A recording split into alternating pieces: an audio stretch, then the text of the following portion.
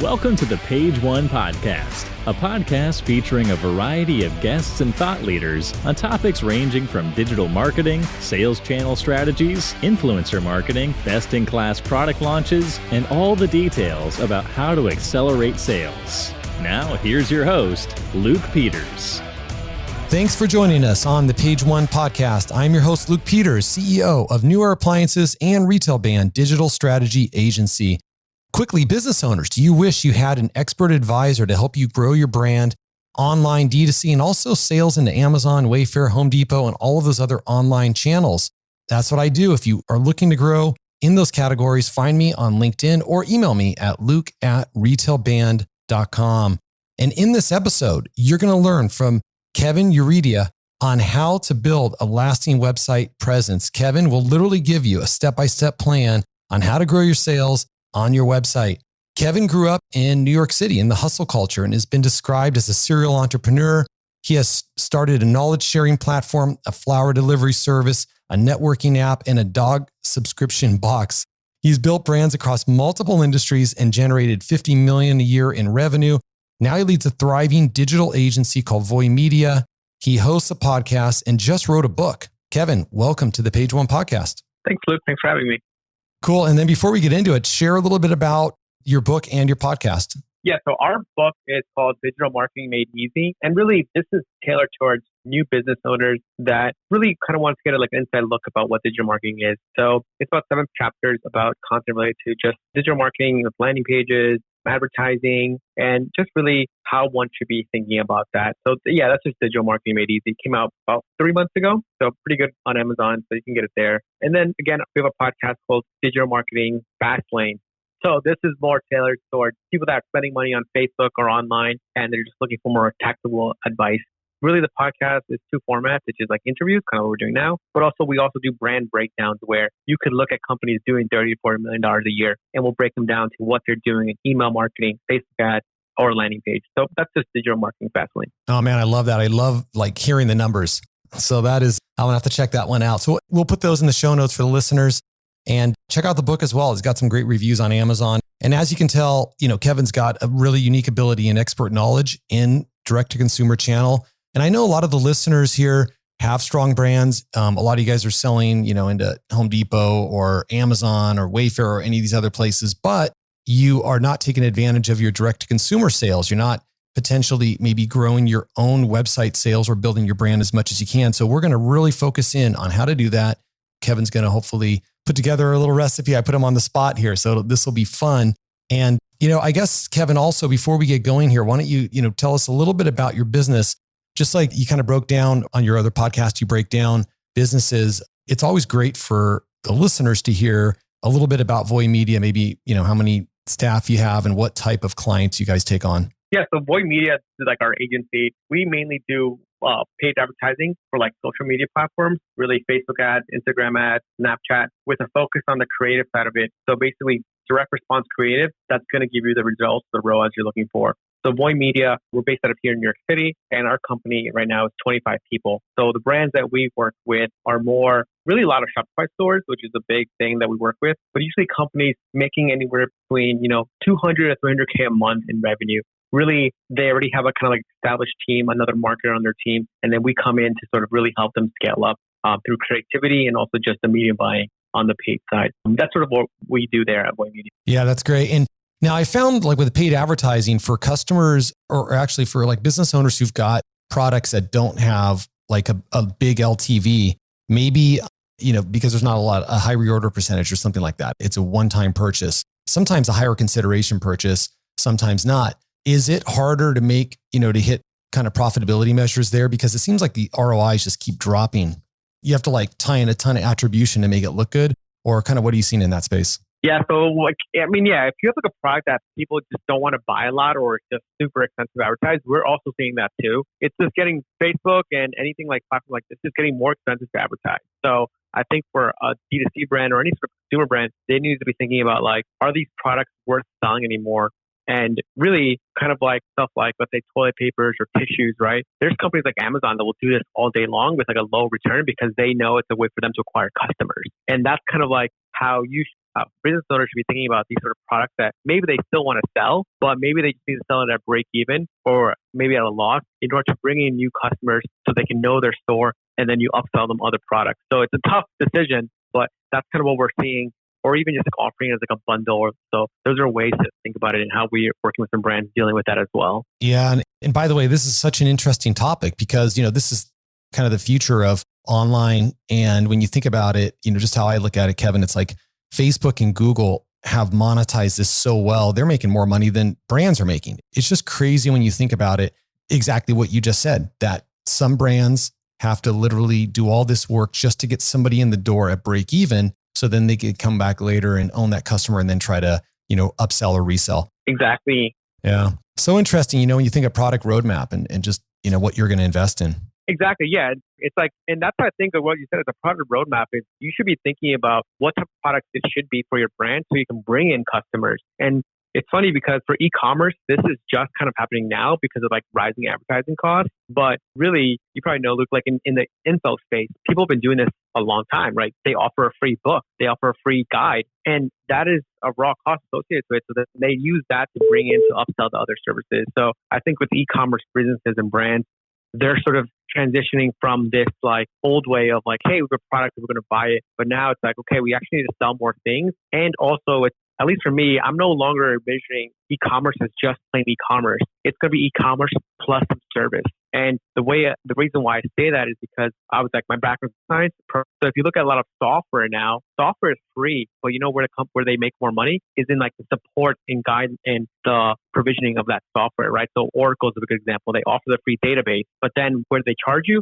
is the engineers to get it up and running so that you can like make your database faster. That service part is really where now you can make more money than that like raw cost of the database, right?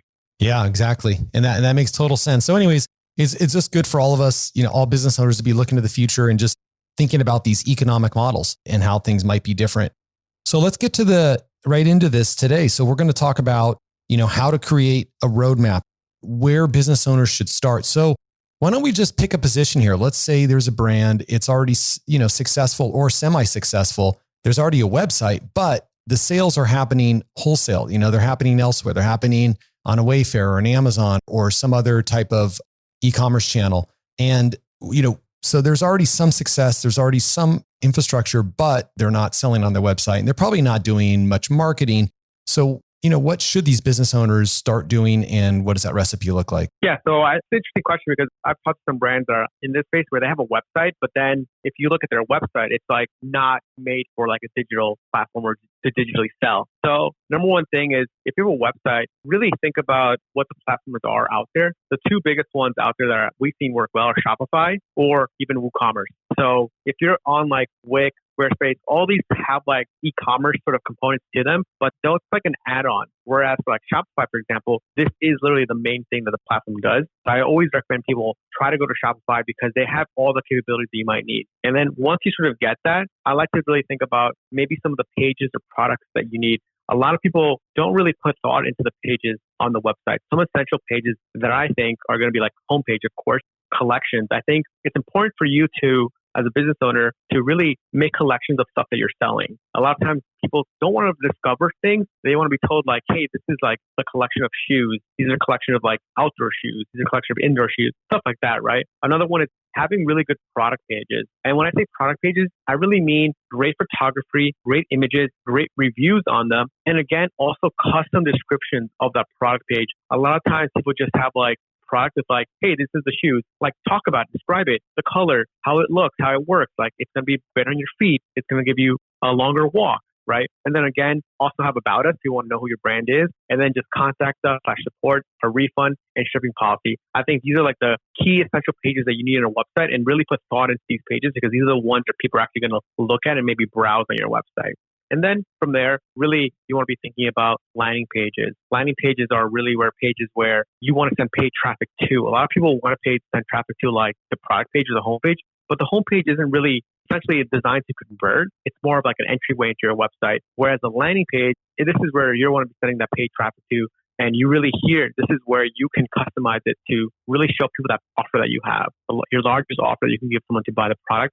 And then again, you want to have other ones for every product that you have in case you have bundles, in case you have discounts, in case you have like a special thing that you're running for that time. So that's kind of like where I think about website wise. And then another big important part where I'm seeing right now, especially if you're selling already and you kind of really want to transition to sort of like D2C thing, is community. Think about community, about where your people are for your brand that you're selling. So we have an outdoor gear company. We have a really big Facebook community of like 30,000 hikers in here that help us either sell products, but also just help us with product feedback. And also just helps you kind of control the narrative about your brand, because now you can really advertise and think about these other people in the group. And then another great thing to think about that is like you can do giveaways or, sponsorships with them in the people, because they're your target market. And then I think ultimately what people need to really be successful online is some sort of like publishing platform. So a blog is always, I tell people like you need to be writing content to people related to your space. That way you can truly understand your voice, and then they can also see how that works for you. And also just because it helps you rank for product keywords that you eventually want to sell. That's awesome. So I'm just going to kind of go through this really quick for all the listeners. You guys can rewind that. But yeah, I mean,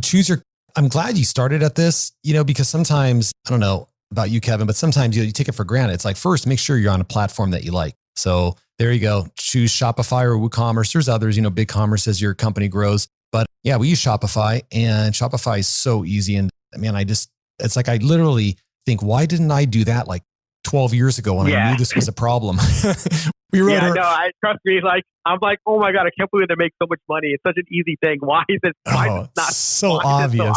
It is so obvious. I think, probably to a lot of people, back in the day, we wrote our own custom because we wanted to have like multiple websites, because that was the thing back in the day where you could buy all these domains and it was good for SEO. But we didn't want to have to like have all this content on individual platforms, right? So we just, we wrote this software that had, all your content in one space, but you could publish out different titles to each site and stuff like that. And anyways, wow, Shopify is unbelievable. But then, you made some great points, put some cool collections together, obvious things like great product pages, but yeah, you got to have a good landing page and a good strategy. And then I think the biggest thing that resonated with me was like, you got to find that community around your product and your category and try to, some of the ear space in that community. So that's a good start. And then of course, content and blog. Now, why don't we move on to traffic though? People have a site. Obviously now it's unfortunate, or just the way it is, you kind of got to pay now to get so much traffic. Whereas, say 5 or 8 years ago, you could really rely more on organic. And it just seems like organic doesn't convert at the same rate as, paid traffic. So I guess is the next step to go drive traffic, via some paid channels, or do you kind of take a different approach? Yeah. So with paid media, the way you think about it too, there's like different types of paid media where you can think about. So paid media for us, at least when we work with brands, it's influencers. We consider that paid media. There's also outdoor media, such as like iHeartMedia, Intercom. Those are places where you can buy billboard ads. There's also social, which is what most people know about as paid media, which is like Facebook, Instagram, Snapchat, Pinterest. But there's also traditional ones, like search, right? Google, Bing, and Yahoo. A lot of people don't talk about Bing, but Bing is a great platform in case you have like a really older crowd. People love that platform. People love Bing. And then you have Native. Native is like Taboola, Outbrain. And sometimes people might not sure what Native is, but there are ads that you kind of see on like really big sites, because like, for example, ESPN, sometimes in the articles they have like related links. That's Native. And that's like more as you're scaling up, you can use those. And then you have display such as Google, right? But let's say we're thinking about, the 3 main channels, right? Facebook, Instagram, and Google. So let's say you really want to advertise on Facebook, right? Really, when we're thinking about Facebook launch day, sometimes we call it here, is your ads and creatives should be native to that platform. A lot of times people want to show like these super highly taken photos, but like they don't perform well. Facebook is really about like the raw asset or that raw creativity. And another platform that shows this, and I think people should really check it out, is like TikTok. The creativity on TikTok is amazing. And that's the kind of content that works really well for paid, because it's entertaining, but also engaging. So we always tell people to make your creative really about the platform that you're advertising. So for example, let's say you want like a really good plan for this. If you want to have prospecting campaigns and then retargeting campaigns. So for prospecting, that's like cold traffic, people that have never known about you. So really for here, we're thinking that you should launch between like 5 to 8 direct response focused product videos. And like I said videos, and this means unboxing videos, opening videos, comparison videos, shock videos, like, oh my God, I can't believe this is actually a product, right? Like surprise, we call them, and then highlighting all these videos with copy, right? So it's great to show the video, but something like Facebook, always put copy on top of your USP, of like your uniqueness or why you're special, such as, 100-day money back guarantee, over 100 reviews. Think about it like that for like these direct response product focused videos. And then again, you want to have at least 2 to 3 lifestyle videos. These are more human focused. These are more of like traditional ones you probably see. And then you also want to launch with at least 2 to 3 influencer videos if you can, or ask a family or friend to make a video of them talking about it. Even more natural, right? Ideally, these type of videos, either you can run them through your brand account, but if you're working with an influencer, a great thing about Facebook is that you can run the ads under their own account. So now the ad comes from like, let's say Kevin Urrutia's Facebook page. And then it seems like, hey, Kevin's promoting it. So it gives you another way to sort of show your product in a different format. And then again, another thing to have is like that we've seen work well. This is optional because this is kind of like in the beginning. Long form content we still see work really well, such as an advertorial, such as like 6 reasons why you need headphones. And it's like 6 reasons why. It's like, oh, by the way, Kevin's headphones are the best. Here, you should check them out, right? So sometimes people need education, so you can also try that format as well. And then, so that's what I'm thinking for prospecting. And then let's say for retargeting, which is customers that have seen your product, they didn't buy yet. Really here, a little bit simpler. You want at least 1 or 2 still images highlighting the product features itself. Sometimes just to remind them about what they want to buy. Having a really simple copy, such as, hey, we noticed you're almost checked out. Did you want to, buy today? Or hey, like we only have like 10 left. Just so you know, if you buy it this week, you get free shipping. And then again, we want to have at least 2 to 4 new videos on here showing maybe different version of the product, a different color, a different angle, so people can see that. And then copy, really for the copy, you want to highlight the USPs, the benefits of the product, what they get. Really for the copy, always think about what do they get out of the product, not what the product is. So that's really like how I would think about for like a Facebook sort of campaign. Yep. Okay. Lots of detail there. And actually, I want to take a step back, Kevin, because I think we probably lost a lot of people there. And one comment I want to make is, so my next question is, and again, really for the audience here, trying to give you guys literally a recipe or a how-to on this. So I want to ask you, Kevin, who are the 2 to 3 hires that a brand's going to need to make to execute this? But before you answer, let me give a little bit more insight on how I would think about it, because this is going to change your answer. Because really, when you get into the actual advertising, literally what Kevin was just talking about, in my opinion, I think most brands should hire an agency. Okay, this is like literally what an agency does all day long. So, Kevin's agency, Voy Media, or another strong agency you have a relationship with, they're going to have people that literally do this. They do it with other brands. They know exactly how these creatives are going to work. The ROIs have gotten compressed on these things. So the difference of success and losing money, can be significant. So, and also can be very fine line. And that's where an agency can help. But, so that we can give kind of a recipe, you still need somebody on your team who understands this stuff to engage with the agency, to know which agency to hire, to be able to have the agency report in and hold the agency accountable. And those are the types of hires. So for a brand that, wants to operate their website on Shopify, but yet can still outsource most of these things, what type of individual or small team are they looking to bring on? Yeah, so I think this is a good question because sort of kind of what we look for when the partners that we work with. So ideally, you want to, like with media buying and sort of creatives and sort of like space right now, you ideally want somebody creative on your team. And this is someone that can do photo shoots, the video shoots, someone that can take content photos for you and your brand at a moment's notice. So we always tell people like having a creator on the team is great. And really a creator can mean many things, right? It could mean like a photographer, it can mean someone that's with scripts, someone that's really good on social media. But the next person that I think that you might need is going to be some sort of either digital marketing manager is also great to have because they kind of understand what is needed from an agency and what partnership you're looking for. So those are the type of people I would say like you might need. Unless like you're getting a ton of sales, then you might need like operations person. But I'd say like those are probably the crucial people you need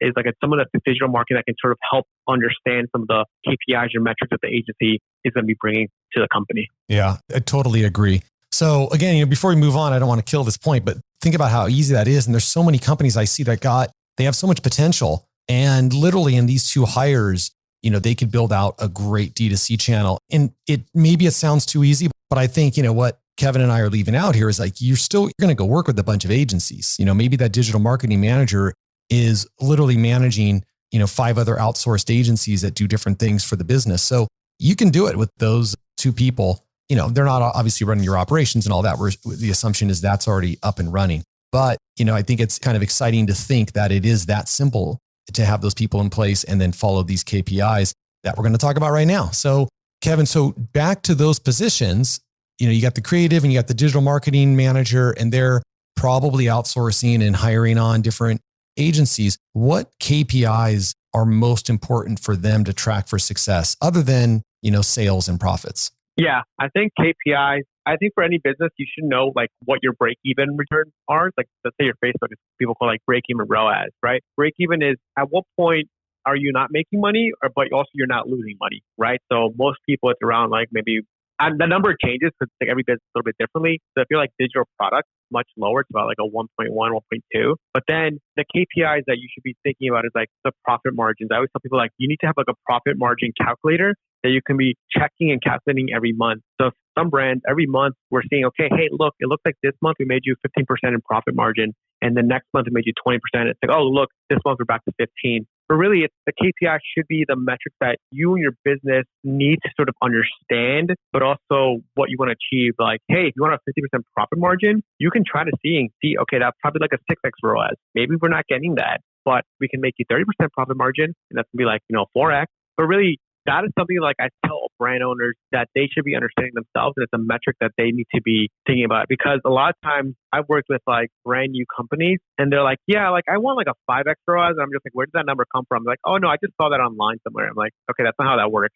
That's not how things That's so work. funny. Yeah. But it's really truly understanding your metrics. And I tell brands that like the best businesses that we work with, and you probably too, Luke, is like they have like Excel sheets or documents that are really documenting everything. They truly know how much you spend on COGS, how much you spend on shipping, how much you spend on credit cards. And then they can say, okay, great, we're making money. I think in the beginning, a lot of people would just like want things. But I'm like, no, that's not how business works. Like some days you're going to get a better ROAS. Some days you're going to get a better profit margin. But hey, how has it been over the last 3 months? Okay, last 3 months, you're still making 30% profit margin. Okay, stuff's still good. Let's keep going on for the next 3 months again because we're still bringing you that revenue that you're looking to get. Yeah. It's such a numbers game. It's so analytical. So that's why there's that mix of creative and measuring everything. And I'll just say for the audience, someone who's done such an excellent job of this is a previous guest, Aaron Zanga. Check him out. I think he's like 20 or 30 episodes before this one. And he's a CMO over at a baby mattress brand, really cool product brand.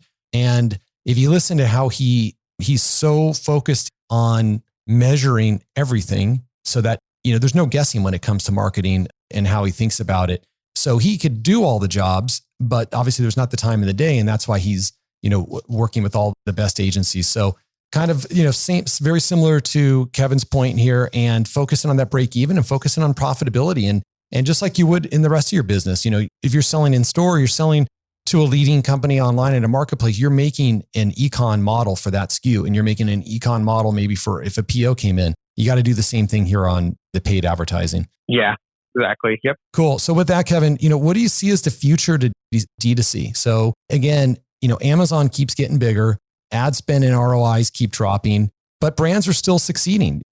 Maybe why some brands are succeeding would be good to hear from you. And also just in general, what do you see in the future? And future meaning, near term, 3 to 5 years. Yeah, future, I think it kind of goes back to the point that we made in the beginning where I think products need to be thinking about how do you become something that's recurring to the consumer. I think these sort of one-time buys are becoming really hard to justify the cost. The reason I say that too is because I have a luggage company, Kester, right? And people buy the luggage once, they don't need to buy again for like another 5 years. That makes our CAC really hard to achieve every month. So and I see this too with some products and brand owners we work with. It's like the CPA, the cost per acquisition is going higher and higher, but the brands are doing really well are the brands where you buy it the first month and then the customer back naturally to buy again because they need it again. So how can you make your product into like a recurring thing? And I mean, Luke, you probably know there's a reason why SaaS companies are making so much money because you buy a subscription and you pay $30 every month, right? Yep. So it's like, how can you make your e-commerce like that? And like I said, that's why I'm seeing the future of it. And even another one is like a lot of e-commerce companies are now getting like sort of like tech enhanced to sort of add that recurring thing because I think that simple e-commerce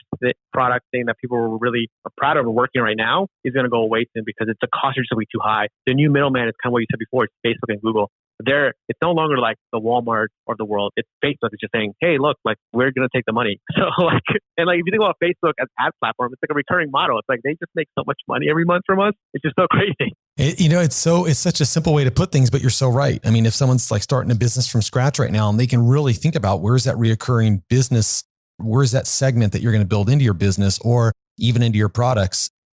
You're absolutely right.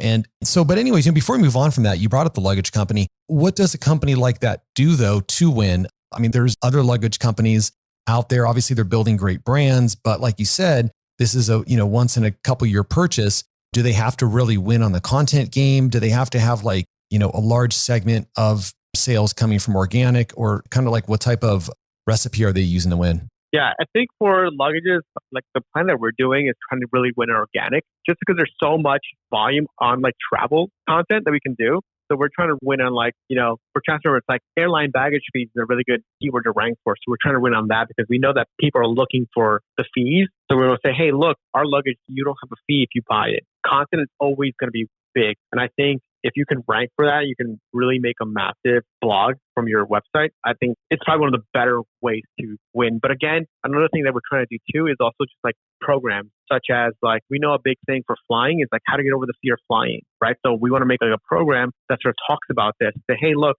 the program's going to cost you $87, and we're going to partner with an influencer in the space that YouTube has a lot of videos. So you can just go to YouTube and say, hey, look, can you make the program for our luggage? We'll pay you a royalty on it. And then we'll sell that. And then once they get over the fear, hopefully they'll buy a luggage, right? So think about content like that you can sort of tie into your brand.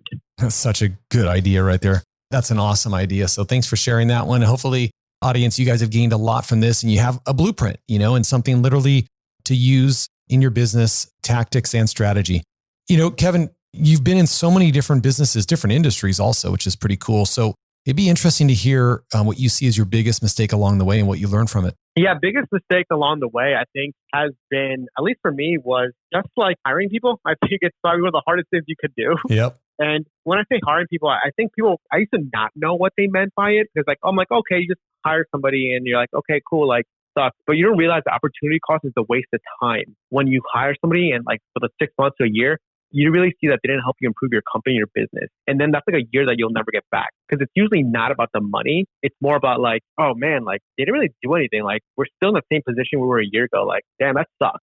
So that's so funny. Yeah. And that's like, I think that's the biggest thing that I've learned. It's like truly hiring somebody that's great is really going to help you improve your business. And I've seen that through hiring great people. And I'm like, whoa, like I can't believe like we've grown this fast. Great with like a great hire, and literally one person can make a difference. So one person, like it's like one person can't like kill your company, but like that eventually like it sort of like permeates through. If you have like somebody that's bad, and it's like a lot of bad vibes. It's like very like voodoo-ish, but like bad vibes do kill like the company because like they're just spreading negativity, right? Oh yeah, for sure. And the culture and you're trying to build a great team, and the high level people want to work with other A players. So one person like that, it will run them out the door. Tell me, do you have any tips on hiring, or like what's worked for you that helped you kind of improve the percentage of success on hires? Yeah. I mean, for us, when we hire somebody, they go through 4 rounds of interviews. So basically the first one's about 30 minutes. It's all like templatized into like a template that we have in Asana.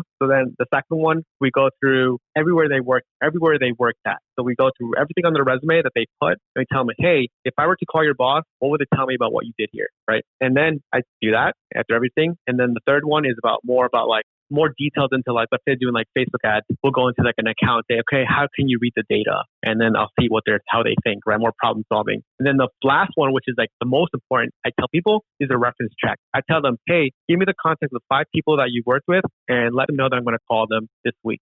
And then really that reference is like the best thing that you could ever do. I think most people don't call references, or they just say they do, but really like during an interview, a person will tell you this, like, oh yeah, I did this at that company. You call their boss. They're like, oh no, they're like just part of the team. They didn't start it, right? I'm like, oh, interesting, right? Yeah. So you know what? There's a book about this. Gosh, I wish I knew the name of this hiring book. But I think it's the same book that I got it from. Yeah, it's from a book. Yeah. Oh man, I got this thing's on the tip of my tongue, but it's like your formula is very similar to how we do it. And I think you're absolutely right. References, who they worked for, not necessarily who an applicant put down. And when somebody's a rock star, they're going to tell you who they reported to, what that person's name is. They're going to have that person's cell phone, because they built a relationship. I think like probably us, because we've hired, I think people are like, oh, how do you know if they're good? I'm like, if they're good, like, for example, like when I call somebody and then they start off by, oh yeah, he's a really nice person. I'm like, okay, so I know they're not good then, because they're already giving me a warm up of that person. Yeah. Whereas like for me, like when I have a good person, they're like, oh yeah, like Jimmy was really good at executing this and this. Like, it's not about the character, it's about the work that they've outputted. So I think sometimes people get those confused. Character, everybody's nice, right? No one wants to be a mean person. But when someone starts off with like, hey, they're able to complete this task, and they're also able to get this initiative done, I'm like, all right, cool. They've actually done work. Yeah. Listen, those are great insights. So thanks for sharing that and kind of walking us through those steps. And I think everybody's always looking at how they can improve the hiring process.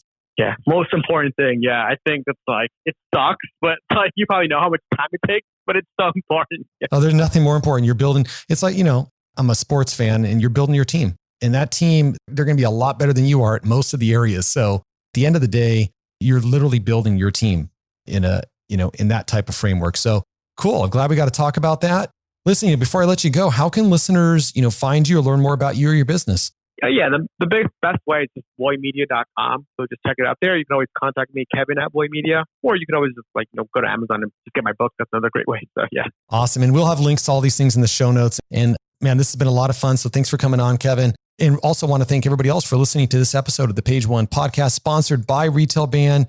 And remember, if you're a business owner in this situation and you wish you had an expert advisor to help you grow your brand online, also grow sales on Amazon, Wayfair, Home Depot, or any of these other online channels, that's what we can do for you. Find me on LinkedIn or email me at luke@retailband.com. Hope you enjoyed the interview today. Truly appreciate your reviews on iTunes. They really mean a lot. And hope you join us for the next interview. Thanks for listening to the Page One podcast with Luke Peters. If you enjoyed this episode, please help us out by leaving us a rating on iTunes. Want to double your online sales? Check out www.retailband.com. And don't forget to join us next week with our next amazing guest.